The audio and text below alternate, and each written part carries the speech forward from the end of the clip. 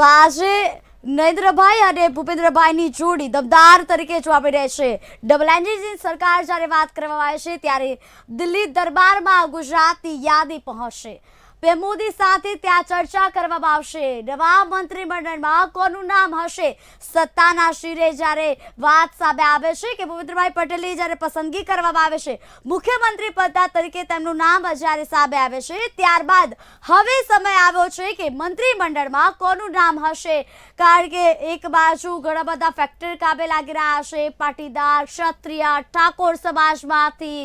હવે આ બધા સમાજમાંથી જ્યારે ઉમેદવારો લોકોની સમક્ષ આવ્યા અને ગુજરાતમાં જનતાએ ખોબલે વોટ આપ્યા છે। 156 સીટો હાંસલ કરી છે ભારતીય જનતા પાર્ટી અને એવું કહેવાય છે કે માધવસિંહ સોલંકીનો રેકોર્ડ પણ તોડ્યો છે ભારતીય જનતા પાર્ટી। હવે સવાલ એ આવે છે કે મંત્રીમંડળમાં કોનું નામ હશે? આ બધી ચર્ચા એટલા માટે કારણ કે ઘણા બધા ફેરફાર થતા જોવા મળે છે અને ભારતીય જનતા પાર્ટીનો હંમેશા રેકોર્ડ રહ્યો છે કે વેઇટ એન્ડ વોચ નીતિ અને સસ્પેન્સની નીતિ જોવા મળે છે। હવે આ મુદ્દો આવે છે ત્યારે ખરેખર સૌની નજર મંત્રીમંડળ પર જોવા મળી રહી છે કે નવું મંત્રીમંડળ હશે ત્યારે હવે દિલ્હી જે બેઠકો યોજાવાની છે તેમાં કોનું નામ મોકલ્યા હશે?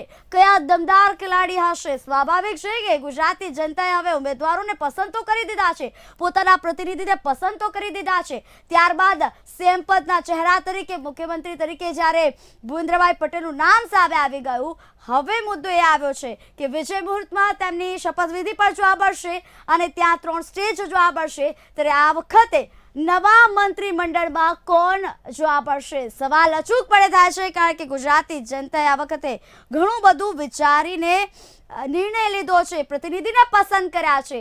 આ વખતે રણનીતિ એવી ઘડાય છે કે જેના આધીન આવનારા સમયમાં જ્યારે 2024ની લોકસભાની ચૂંટણી આવે છે તે માટે પણ પ્રાધાન્ય આપવામાં આવ્યું છે। ક્યાંક પ્રધાનમંત્રી નરેન્દ્ર મોદીનો જાદુ ઠેર ફેલાતો જોવા મળ્યો, જે મેજિક દેખાઈ રહ્યો છે પ્રધાનમંત્રી નરેન્દ્ર મોદીનું, તેના કારણે આ વખતે લાગી રહ્યું હતું કે ગુજરાતી જનતા એટલા જ માટે ભારતીય જનતા પાર્ટીને પસંદ કરી છે। હવે સવાલ એવો આવે છે કે નવા મંત્રીમંડળમાં દિલ્હી ખાતે બેઠક જ્યારે યોજવાની છે તેના આધીન હવે કયા નિર્ણયો તેમાં લેવાઈ શકે છે? સ્વાભાવિક છે કે દિલ્હીના દરબારમાં જ્યારે બેઠકોનો ધમધમાટ જોવા મળશે ત્યારે નવા ચહેરાઓના નામ હશે કે રિપીટ તૈયારી હશે? શું હશે? આ સવાલ અચૂકપણે હોય છે કારણ કે દરેક લોકોની નજર અત્યારે આ મુદ્દા પર જોવા મળી રહી છે। એક બાજુ નવા મંત્રીમંડળની વાત છે, બીજી તરફ ગુજરાતના રાજકારણમાં ઉથલપાથલ થયેલી જોવા મળે છે કારણ કે કોંગ્રેસની કારમી હાર થઈ છે અને આમ આદમી પાર્ટીએ પણ ઘણા બધા ફટકા સહન કરવાનો વારો આવ્યો છે। હવે ગુજરાતી જનતાએ ભાજપ પાર્ટીને પસંદ કરી છે પરંતુ ભાજપ પાર્ટી હવે આવનારા સમયમાં શું કરશે? સ્વાભાવિક છે નવા મંત્રીમંડળને લઈને અત્યારે ચર્ચા ગલીએ થતી જોવા મળી રહી છે। દરેક જે સ્થાનિક છે તેમના મનમાં છે કે હવે નવું મંત્રીમંડળ કેવું હશે? ઉગતા સૂર્યના માફક કે પછી ઉગતા સૂર્યના બદલે કંઈક અલગ જ ત્યાં માહોલ સર્જાશે? આ જ અંગે અમારી સાથે ચર્ચા કરવા માટે અમારા ચેનલ હેડ મનોજભાઈ જોડાયા છે। મનોજભાઈ, જે રીતે નવું મંત્રીમંડળ કેવું હશે તે લઈને ઘણી બધી ચર્ચા છે। સૌરાષ્ટ્ર સાઈડ નજર કરીએ તેમાં ઘણા બધા મુખ્ય ચહેરાઓ છે, કોનું નામ અગ્રેસર જોવા મળી રહ્યું છે? જો 2017માં જ્યારે વિજય રૂપાણીની સરકાર હતી ત્યારે 99 બેઠક હતી, ત્યારે આસાન હતું મંત્રીમંડળમાં કોનો સમાવેશ કરવો। હવે સૌથી મોટો પેચીદો સવાલ એ છે કે 156 બમ્પર જીત જે ભાજપે મેળવી છે તો 156 માંથી ગણીને કોને કેબિનેટમાં લેવા અને કોને રાજ્ય કક્ષાના મંત્રીઓ બનાવવા। તો વાત છે સૌથી પહેલા જેતપુરમાં જો વાત કરીએ જયેશ રાદડિયાની, એક શક્તિશાળી ચહેરો છે, પિતાના પગલે ચાલનારા સમાજ સેવક છે, સાથોસાથ તેઓ લેવા સમાજના પણ એક મોટું નામ છે। સમાજ સેવાની સાથે પોતે એક સ્વચ્છ પ્રતિભા જયેશ રાદડિયા ધરાવે છે, તેથી તેમનું સ્થાન કેબિનેટમાં નિશ્ચિત મનાઈ રહ્યું છે।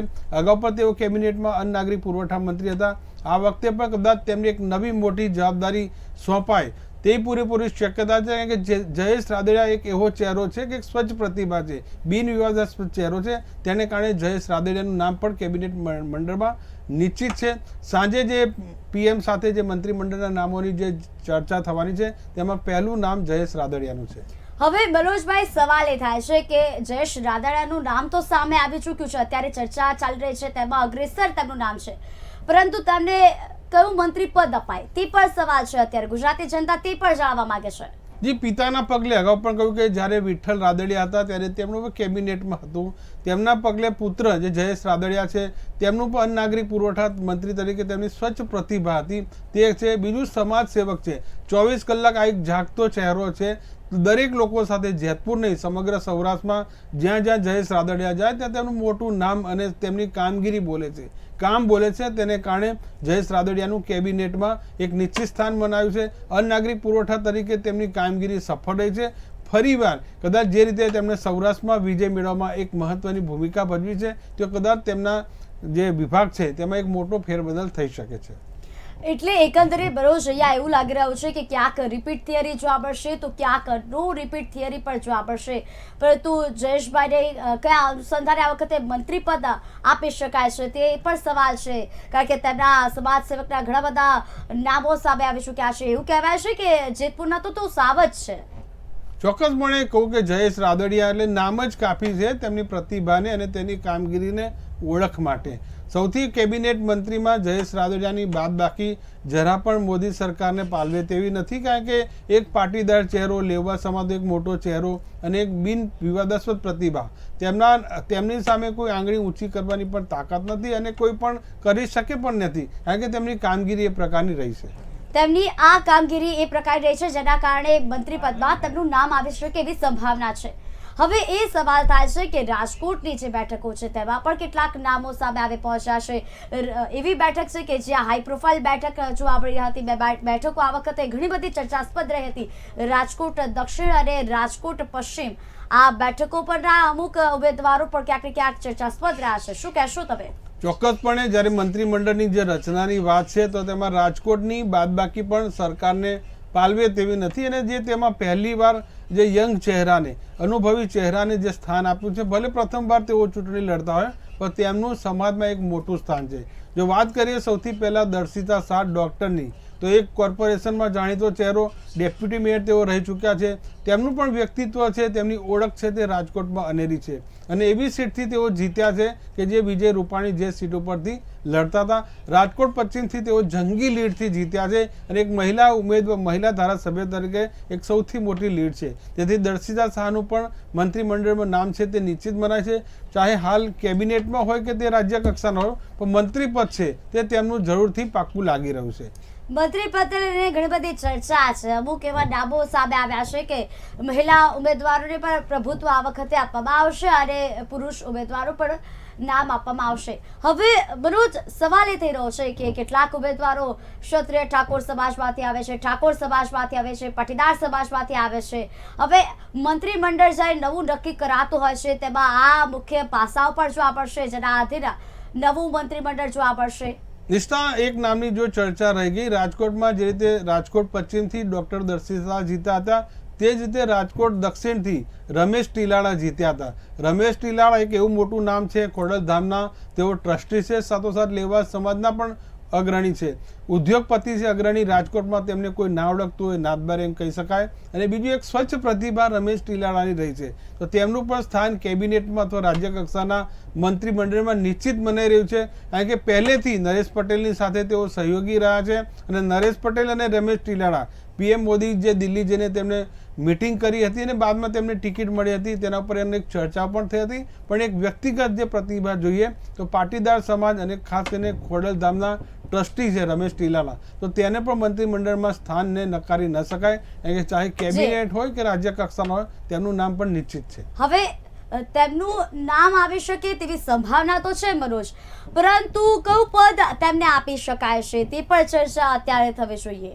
સામાન્ય રીતે જે ખોડલધામના ટ્રસ્ટીની એક સામાજિક ચહેરો છે પણ બીજી તરફ જે તેમની પોતાની આગવી પ્રતિભા છે, તેઓ અનેક ઇન્ડસ્ટ્રીના તેઓ ચેરમેન પદે રહી ચૂક્યા છે, તેથી ઉદ્યોગોનો તેને સારો અનુભવ છે, તો કદાચ ઉદ્યોગ મંત્રી પણ તેમને ખાતું મળી શકે અને સાથોસાથ જો સૌરાષ્ટ્રનો ચહેરો કરીએ ભૂમિગત તો કૃષિ મંત્રી પણ તેઓ બની શકે છે. તો મનોજ, સૌરાષ્ટ્રના એવા કયા મુખ્ય ચહેરા છે કે જેમને આ વખતે મંત્રીપદ આપી શકાય તેવું છે? કારણ કે ઘણા બધા એવા મુખ્ય ચહેરાઓ છે કે જેના આધીન ભારતીય જનતા પાર્ટી ત્યાં ધબકતી રહેશે. સૌરાષ્ટ્રની જો વાત કરી નિષ્ઠા, આપણે ખાસ કરીને જેતપુર અને રાજકોટની. હવે જો વાત કરીએ આપણે લીંબડી, સુરેન્દ્રનગર જિલ્લાનો, સુરેન્દ્રનગર જિલ્લામાં પણ ભાજપનો જય જયકાર થયો છે અને એ પણ જંગી લીડથી. વાત કરીએ કિરીટસિંહ રાણાની, કિરીટસિંહ છે તે સૌથી મોટો ક્ષત્રિય ચહેરો સુરેન્દ્રનગરમાં વર્ષોથી રહ્યો છે. અગાઉ તેઓ રૂપાણી સરકાર હોય તેમાં પણ તેઓ વન અને પર્યાવરણ મંત્રીનો તેમને અનુભવ છે. તેમણે સારી રીતે કામગીરી જે તેમણે નિભાવ્યું છે તે પણ એક સ્વચ્છ ચહેરો કહી શકાય. તેમની સામે કોઈ પણ આજ સુધી કોઈ આંગળી કરી નથી અને તેમની કામગીરી પણ એકદમ શ્રેષ્ઠ રહી છે. એટલે શક્ય છે કે ફરીવાર તેમને વન પર્યાવરણ ખાતું પણ મળી શકે, કારણ કે સુરેન્દ્રનગર જિલ્લામાં પણ એક મોટી ઉલટફેરના જે પહેલાં એંધાણ હતા, પણ પીએમ મોદીએ ત્યાં પણ સભા કરી અને એક સૌથી મોટી વાત લીંબડી બેઠકથી હતી કે જે લીંબડી બેઠક જાળવી રાખવી ભાજપ માટે અગત્યની હતી. તો તેમાં પણ કિરીટસિંહ ફરીથી જીત્યા છે, તો તેમનું પણ સ્થાન નિશ્ચિત મનાઈ રહ્યું છે. સુરેન્દ્રનગર જિલ્લામાં તો કિરીટભાઈનું નામ સામે આવે છે, પરંતુ કચ્છ જિલ્લા તરફ નજર કરીએ તો ત્યાં પણ મુખ્ય ચહેરા છે. માલતી મહેશ્વરી ત્યાં મહિલા ઉમેદવારે આ વખતે જીત હાંસલ કરી છે. પ્રદ્યુમનસિંહ જાડેજાએ ત્યાં જીત હાંસલ કરી છે. તેઓના નામ આવશે ખરા મંત્રી પદમાં? જો વાત કરીએ નિષ્ઠા અબડાસાની, કચ્છનું અબડાસા એક મહત્વની બેઠક હતી અને ફરીથી પ્રદ્યુમનસિંહ જાડેજાને રિપીટ કર્યા છે. ભાજપને પૂરેપૂરો વિશ્વાસ હતો. આમ તો મૂળ તેઓ કોંગ્રેસી ચહેરો છે. પક્ષ પલટું કર્યા બાદ તેઓ ભાજપમાં આવ્યા અને પેટા ચૂંટણીમાં તેઓ જીત્યા. ફરીવાર ભાજપે તેને 2022માં રિપીટ કર્યા અને તેઓ જીત્યા. પ્રદ્યુમન જે જાડેજાની એક સૌથી મોટી વાત એ છે કે તે એક સ્વચ્છ પ્રતિભા અને એક 24 કલાક કહીએ જાગતો ઉમેદવાર છે. દરેક લોકો, જ્ઞાતિ જાતિ તમામ લોકો સાથે તેઓ સંકળાયેલા છે અને અબડાસામાં તેમનું કામ બોલે છે. ભલે તેઓ અભણ રહ્યા પણ પ્રજાના જે પ્રશ્નો ઉઠાવવામાં એક સૌથી મોટી તેમની કામગીરી સફળ રહી છે. તેથી ફરીથી અબડાસામાં જે પ્રદ્યુમન જાડેજા આ વખતે, ગઈ વખતે તો તેમનો મંત્રીમંડળમાં સમાવેશ ના થયો, પણ આ વખતે જરૂરથી જ્યારે કચ્છ જિલ્લાને પ્રતિનિધિત્વ આપવાની વાત છે તો તેમનું સ્થાન પણ રાજ્ય કક્ષામાં હોઈ શકવાની પૂરેપૂરી સંભાવના છે. હવે સાબરકાંઠા જિલ્લા, બનાસકાંઠો જિલ્લો, ત્યાં પણ આ વખતે ભાજપની રણનીતિ કંઈક અલગ જોવા પડી. એવું પણ જોવા મળ્યું મનોજ કે કોંગ્રેસ આગળમાં ભાજપે ગાબડું પણ જબરદસ્ત રીતે પાડ્યું અને આ વખતે જય જયકાર ભાજપ પાર્ટીનો થતો જોવા પડ્યો. સવાલ એ થઈ રહ્યો છે કે ત્યાંથી પણ કેટલાક મંત્રી પદ માટેના નામ સામે આવી રહ્યા છે. કોનું સૌથી મોટું નામ અત્યારે દેખાઈ રહ્યું છે? એ કચ્છ જિલ્લાની જે હજી વાત આપણે અધૂરી છે એટલા માટે કે માત્ર આપણે અબડાસા બેઠકની ચર્ચા કરી. માંડવી અને ભુજ બંને બેઠક એવી હતી કે ત્યાં પહેલીવાર ભાજપ એક નવોદિત ચહેરાને તક આપી અને તેઓ જંગી લીડથી જીત્યા. ભુજથી વાત કરીએ તો કેશુભાઈ પટેલ એક સમાજ શ્રેષ્ઠી હતા અને તેમની સ્વચ્છ પ્રતિભા ભુજમાં કામ કરી ગઈ. તેથી કેશુભાઈ પટેલનું પણ શક્યતા છે રાજ્ય કક્ષાના મંત્રી બની શકે, અથવા કદાચ લોટરી જેકપોટ લાગે તો કદાચ કેબિનેટમાં પણ તેમનું સ્થાન મળી શકે. એ જ રીતે જે માંડવી બેઠકની વાત કરીએ અનિરુદ્ધ દવે, તેમના જે બેકગ્રાઉન્ડ ગણીએ તો તે પણ સાંસદ હતા આનંદ દવે, અને તેના પગલે તેમને વારસામાં રાજકારણ મળ્યું છે. તો કદાચ અનિરુદ્ધ દવેને પણ, અને ખાસ કરીને મોદી સરકારની વાત કરીને પીએમ મોદીની તો અનેક વાર ચોંકાવનારા નામ આપવા માટે તેઓ જાણીતા છે.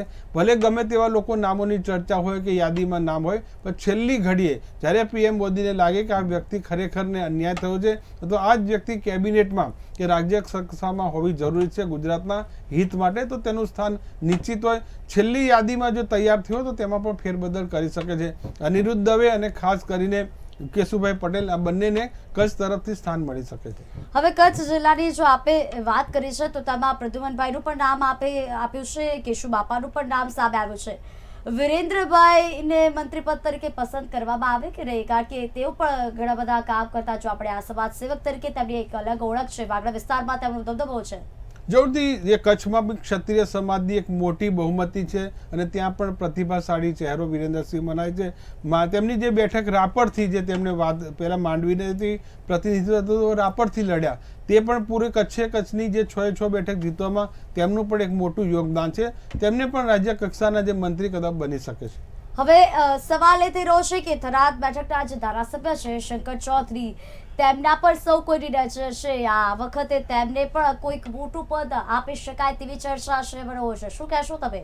જરૂરથી ઉત્તર ગુજરાત અને ખાસ કરીને બનાસકાંઠા જિલ્લામાં સૌથી મોટું જે રસાકસીની વાત હોય તો એ થરાદ બેઠક હતી, વાવ હતી ને રાધનપુર હતી. આ વખતે પણ ભાજપને ત્યાં એક કપરા ચડાણ હતા, પણ જ્યાં સુધી શંકર ચૌધરી ઇલેક્શન લડી રહ્યા હતા ત્યાં સુધી ભાજપને કોઈ ચિંતા કરવાનો સવાલ નહોતો, કારણ કે શંકર ચૌધરી અનુભવી નેતા, પૂર્વ આરોગ્ય મંત્રી રહી ચૂક્યા છે અને બનાસ ડેરીના તેઓ ચેરમેન પણ છે. ચૌધરી સમાજમાં શંકર ચૌધરીનું એક એવું વ્યક્તિત્વ છે, એ પણ એક સમાજ પ્રહરી કહીએ, લોક પ્રહરી છે.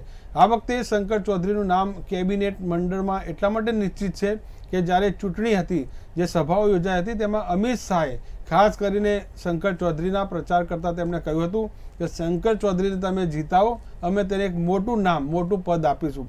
જ્યારે મોટા પદની વાત આવે રાજ્ય સરકારમાં, ત્યારે નંબર 2 ગૃહમંત્રી હોય, મહેસૂલ મંત્રી હોય અને સાથે નાણાં અને આરોગ્ય હોય.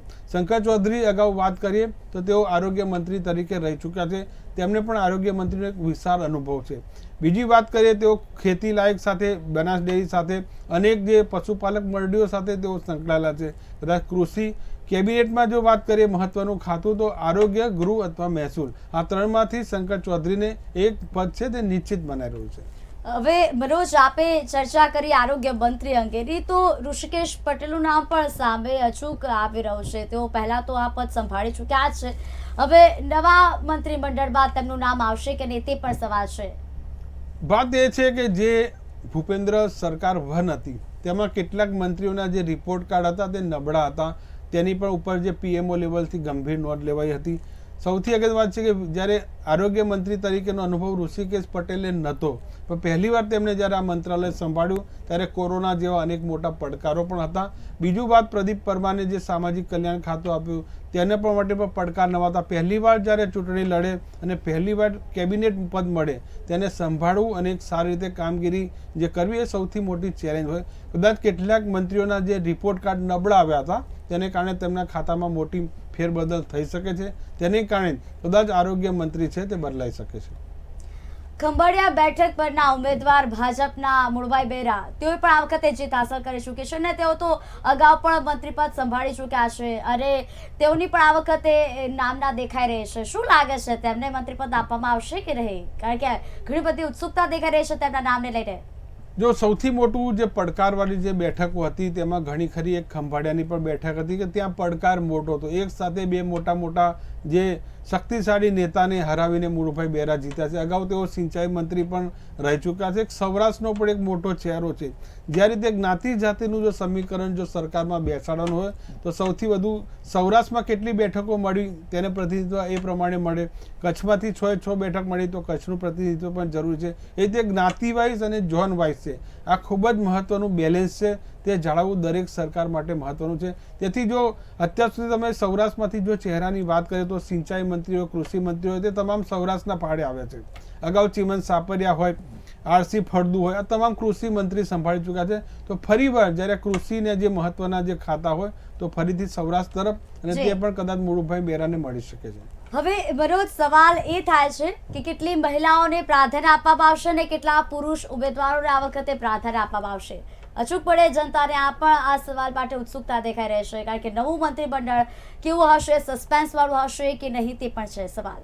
સામે નિષ્ઠા અત્યાર સુધી તમામ જે ભાજપ સરકાર હોય તેમાં મહિલા મંત્રીઓ છે તેને મહત્વના ખાતા ફાળવવામાં પણ આવે છે. પણ સૌથી વધારે જો ખાતું હોય તો તે બાળ કલ્યાણ મંત્રી છે, એ પ્રમાણે સાંસ્કૃતિક મંત્રી છે, તો અલગ અલગ ખાતા તેમને મળતા હોય છે. નિમિષા સુથાર ગઈ વખતે જે મંત્રી હતા, આ વખતે ખાતાની ફેરબદલની એક સૌથી મોટી શક્યતા એટલા માટે છે કે 10થી વધુ મહિલા ઉમેદવારો ભાજપમાં જીત્યા છે અને તે પણ જંગી લીડથી. ચાહે દક્ષિણ ગુજરાતને પણ સ્થાન આપવું જરૂર છે, સૌરાષ્ટ્રની આપવું જરૂર છે. અગાઉ મેં વાત કરી દર્શિતા શાહની, તો પ્રથમ જે કદાચ ચૂંટણીમાં જીત્યા હોય અને પ્રથમ કેબિનેટ કે સીધા રાજ્ય કક્ષાના બને તેઓ પણ બની શકે. તો આ વખતે મહિલા મંત્રીઓ જે ધારાસભ્યો છે તેમને પણ એક મોટી શક્યતાઓ રહેલી છે. હવે યુવાનોને પ્રાધાન્ય આપવામાં આવશે કે નહીં તે પણ સવાલ છે, કારણ કે ઘણા બધા યુવા નેતાઓ પણ આ વખતે મુખ્ય ચહેરા તરીકે ઓળખ પણ લોકોની સમક્ષ દેખાઈ રહેશે. તેના આધીના સવાલ છે મનોજ. જરૂરથી એમાં જે સૌથી મોટા જે નામ અત્યારે ઉભરી રહ્યા છે અલ્પેશ ઠાકોર અને આમ તો વિવાદોમાં સપડાયેલા છે મનોજ, પરંતુ તેમ છતાં નવા મંત્રીમંડળમાં નામ આવી શકે તેમ છે. આજ અલ્પેશ જો ઠાકોરની વાત કરીએ, ગાંધીનગર દક્ષિણથી જે તેઓ જીત્યા છે. અગાઉ રાધનપુર બેઠકમાં તેમણે જાહેર સભાઓમાં કહ્યું હતું કે લીલી પેનથી હું સહી કરીશ. ચૂંટણી ત્યારે જીત્યા પણ ન હતા અને બાદમાં આ તેના નિવેદનની એટલી ગંભીર નોંધ હાઈકમાન્ડે પણ લીધી હતી ને તેમને ત્યાં હાર્યા હતા. ફરીવાર હાઈકમાન્ડે જોખમ લીધું છે ગાંધીનગર દક્ષિણથી અને તેઓ જીતીને આવે છે. કદાચ આ તેમની લીલી પેનવાળું સહીવાળું સપનું કદાચ ફરીવાર સાકાર થાય તેવી શક્યતાઓ છે, કારણ ગાંધીનગરથી પણ પ્રતિનિધિત્વ આપવું જરૂરી છે. બીજું કે અલ્પેશ ઠાકોર જે પાછળ ઠાકોર લાગે એટલે ઓબીસી સમાજને પણ પ્રતિનિધિત્વ આપવું જરૂરી છે. યુવા નેતા છે, તેમની પાસે પણ એક કાબેલિયત છે અને એક નોલેજ છે કે કદાચ તેમને પણ પ્રથમવાર લોટરી લાગી શકે છે. હવે સવાલ એ થઈ રહ્યા છે કે ઘણા બધાના સપના હોય છે કે તેમને મંત્રી પદ આપવામાં આવે, તેમના મનપસંદીદાર પદ તેમને સોંપવામાં આવે, પરંતુ કેટલાક લોકોના પત્તા કપાઈ શકે તેવા પણ એધાર છે. કોને આ વખતે કદાચ મંત્રી પદ તરીકે તે લિસ્ટની અંદર નામ નહીં આવે તે પણ અત્યારે ચર્ચા થઈ રહી છે. કોનું નામ કપાશે? નિશા, ગુજરાતીમાં કહેવત છે કે આખરે ધાર્યું તો ઠાકરનું થાય. ગુજરાતમાં જો વાત કરીએ તો ભાજપમાં ધાર્યું તો મોદીનું થાય. ગમે તેટલી તમારી યાદી ફાઇનલ હોય, ગમે તેટલું તમારું પ્લાન પ્રૂફ હોય, પણ જ્યારે પીએમ મોદીને લાગે કે આ વ્યક્તિ યોગ્ય છે અને આ વ્યક્તિ યોગ્ય નથી, ભલે પ્રદેશ કક્ષાએથી દબાણ થઈને પણ નામો આવ્યા હોય, પણ તેઓ વિચારી શકો, પણ છેલ્લી ઘડે યાદીમાં ફેરફાર થઈ શકે છે. ભૂતકાળની જો તમને વાત કરું, જ્યારે 2017માં ભાજપે ચૂંટણી જીતી ત્યારે સૌથી પહેલાં નીતિન પટેલનું મુખ્યમંત્રી તરીકે નામ નિશ્ચિત બનાતું હતું. નીતિન પટેલે પોતાના નિવાસ સ્થાને દરેક મીડિયાને ઇન્ટરવ્યૂ પણ સીએમ તરીકે આપ્યા હતા, પણ જ્યારે કમલમમાં ગયા, 12:39 થઈ, કવર ખુલ્યું ત્યારે ખબર પડી કે નામ વિજય રૂપાણીનું છે. તો આ ઘણા બધા જે બંધબાજી છે તે પત્તા ધીરે ધીરે ખુલશે અને આખરે પીએમ મોદી જાતે જ મંત્રીમંડળના નામો નક્કી કરવાના છે. જી મનોજ, આપ જોડાયા બદલ આપનો ખૂબ ખૂબ આભાર છે. દર્શક મિત્રો, દિલ્હીના દરબારમાં બેઠકોનો ધમધમાટ તો થશે અને ત્યાં ચર્ચા થશે કે કોને કયું પદ સોંપવામાં આવશે. અચૂકપણે રસપ્રદ ખેલ તો જોવા પડશે, કારણ કે યા તો સસ્પેન્સ નીતિ જોવા પડે છે. ડબલ એન્જિનની સરકાર છે, કંઈક વિચારીને જ આ વખતે નિર્ણય કરશે, કારણ કે 156 જ્યારે સીટ હાંસલ કરી છે અને દમ બતાવશે પોતાના વખતે, અને 7મી વખત જ્યારે જીત હાંસલ કરી છે. આવનારા 5 વર્ષ માટે જનતા માટે શું કહે છે? હકીકતમાં આ ખેલની અંદર સસ્પેન્સ નીતિ દેખાઈ રહી છે. જો કે લિસ્ટ જેવું જ આવશે ત્યારે આપને વાકેફ કરીશું. અત્યારે મને રજા આપશો. આપ જોતા રહો KTV ન્યૂઝ ગુજરાતી, સમસ્યા તમારી, ખબર અમારી. નમસ્કાર.